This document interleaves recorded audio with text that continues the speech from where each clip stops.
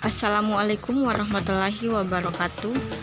Baik, pada kesempatan kali ini saya akan menjelaskan kepada teman-teman semua tentang teori Jerome Bruner. Jerome Bruner mengusulkan teori yang disebutnya free discovery learning atau belajar penemuan. Inti dari teorinya yaitu memandang bahwa manusia sebagai pemproses, pemikir, dan pencipta informasi. Oleh karena itu, dalam belajar yang terpenting adalah cara-cara bagaimana seseorang secara aktif memilih, mempertahankan, dan mentransformasikan informasi yang dimilikinya.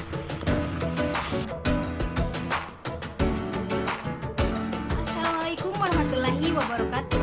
Perkenalkan, nama saya Nur Kardianti. Di sini saya akan menjelaskan tentang model pembelajaran kognitif. Satu model pembelajaran kognitif yang sangat berpengaruh adalah discovery learning yang dikemukakan oleh Jerome Bruner.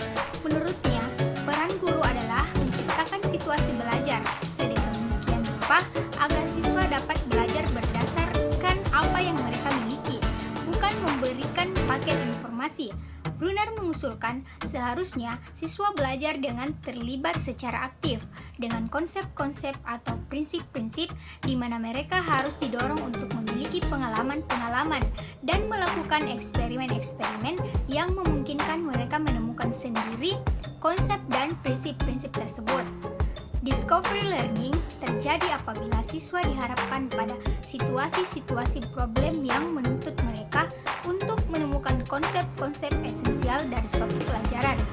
Bruner menyarankan belajar melalui discovery karena discovery mendukung active learning. Menggunakan pendekatan active learning dalam mengajar berarti memberikan contoh atau problem dan kemudian meminta siswa untuk berpikir dan meneliti contoh-contoh atau problem-problem tersebut secara induktif dengan tujuan siswa dapat merumuskan satu prinsip umum.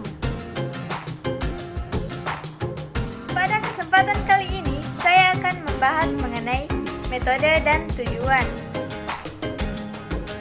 Dalam belajar penemuan, metode dan tujuan tidak sepenuhnya beriring. Tujuan belajar bukan hanya untuk memperoleh pengetahuan saja.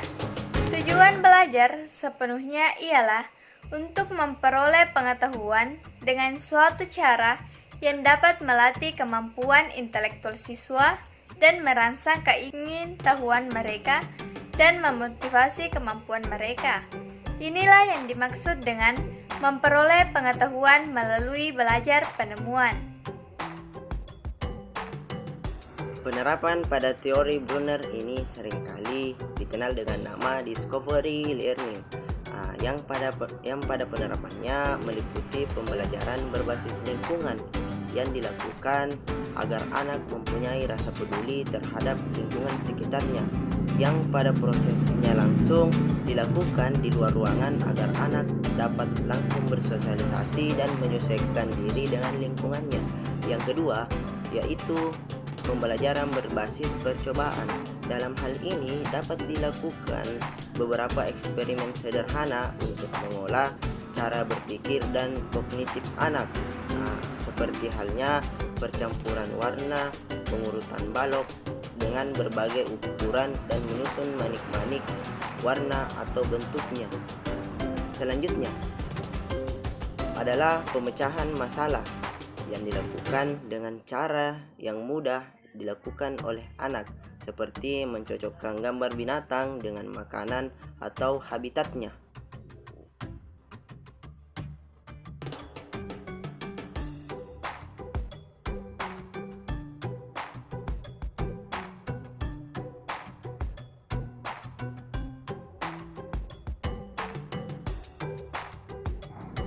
Pada awal pembelajaran, guru memberikan salam kepada siswa dan siswa menjawab salam dari guru.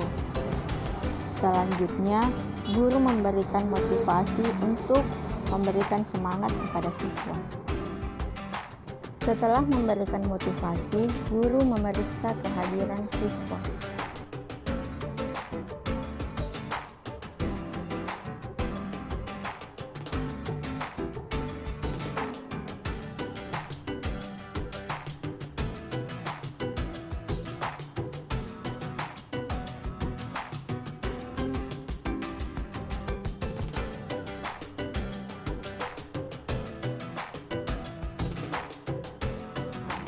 kegiatan selanjutnya, guru meminta siswa untuk menyanyikan lagu kebangsaan, yaitu lagu Indonesia Raya.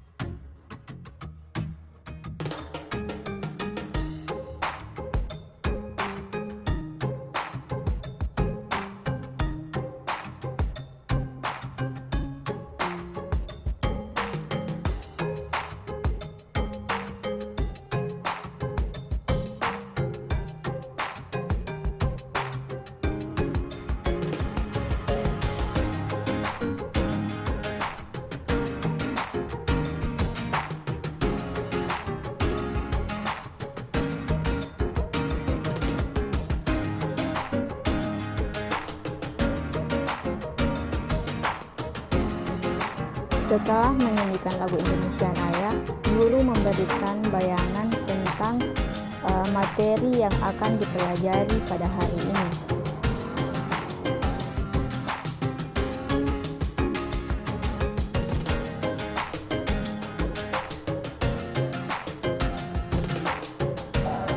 Selanjutnya, guru menyampaikan kompetensi dasar pembelajaran pada hari ini.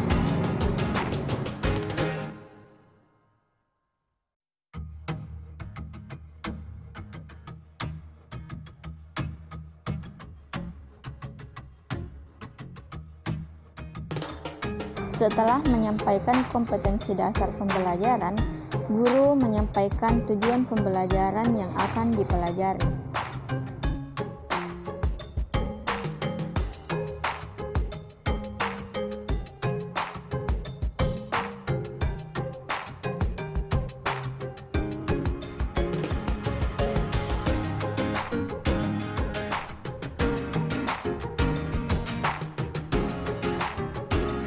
Kegiatan selanjutnya yaitu proses pembelajaran. Kegiatan pertama yaitu peserta didik diminta mengamati video pembelajaran.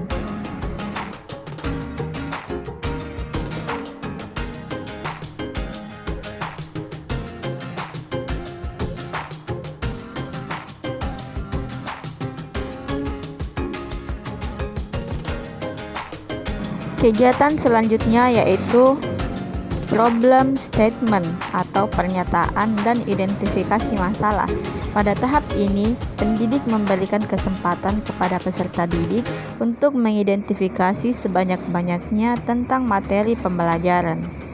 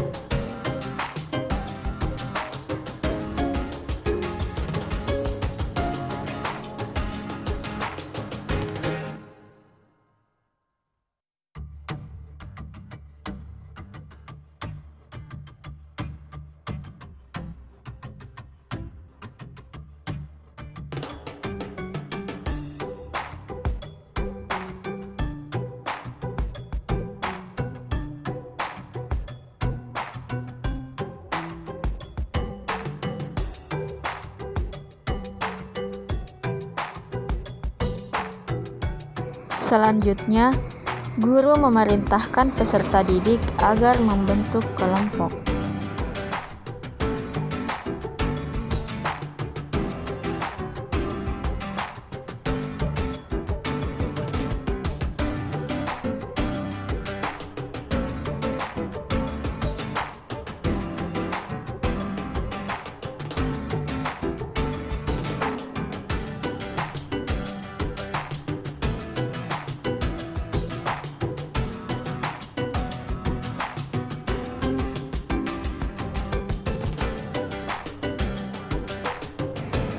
Guru memberikan LKPD kepada peserta didik.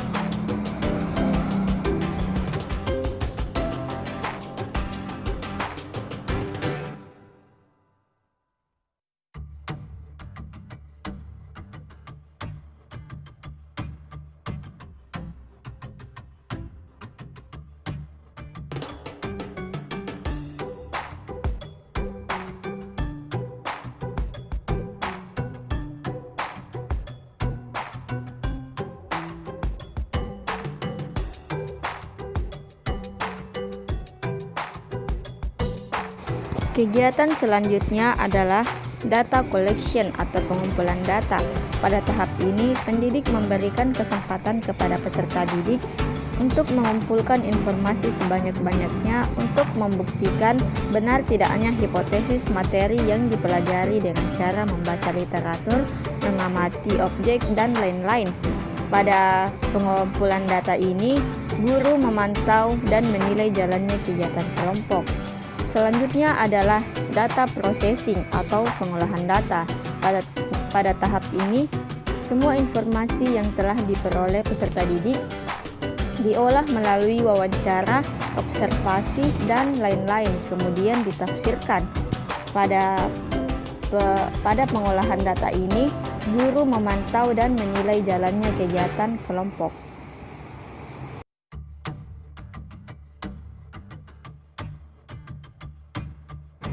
Setelah pengolahan data, kegiatan selanjutnya yaitu verifikasi atau pembuktian. Pada tahap ini, peserta didik melakukan pengamatan dengan cermat untuk membuktikan benar tidaknya hipotesis.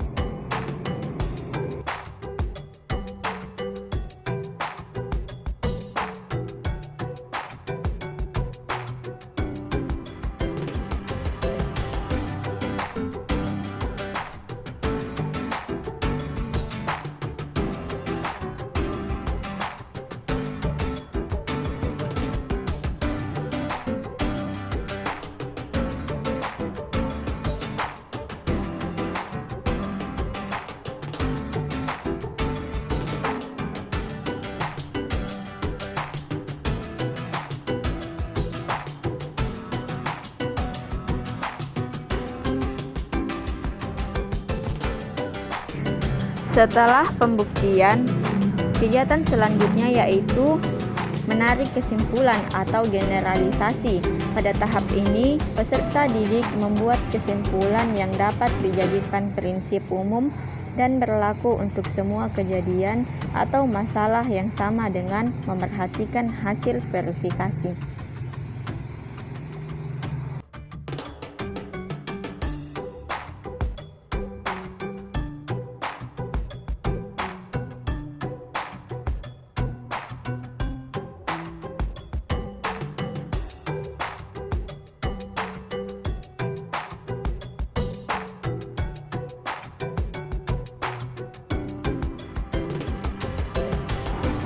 Setelah proses pembelajaran, kegiatan selanjutnya adalah kegiatan penutup.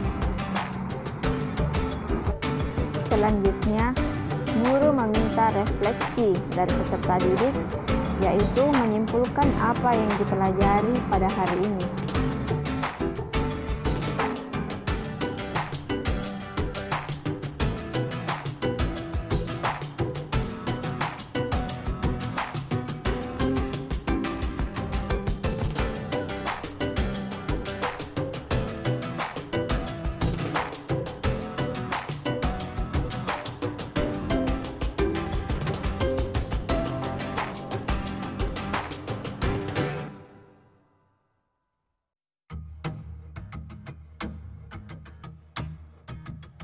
Selanjutnya, guru menutup pembelajaran dengan memberikan salam.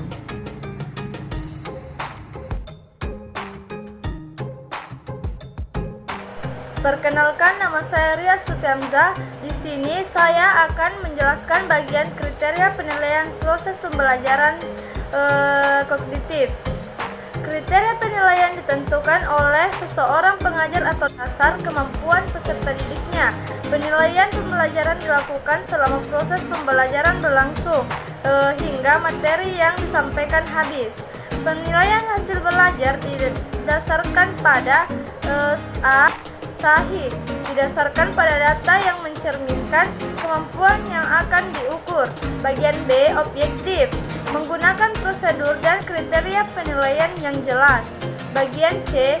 Adil, tidak dipengaruhi oleh kondisi atau alasan tertentu yang dapat merugikan peserta didik, misalnya kondisi fisik, agama, suku, budaya, adat, status sosial, ataupun gender.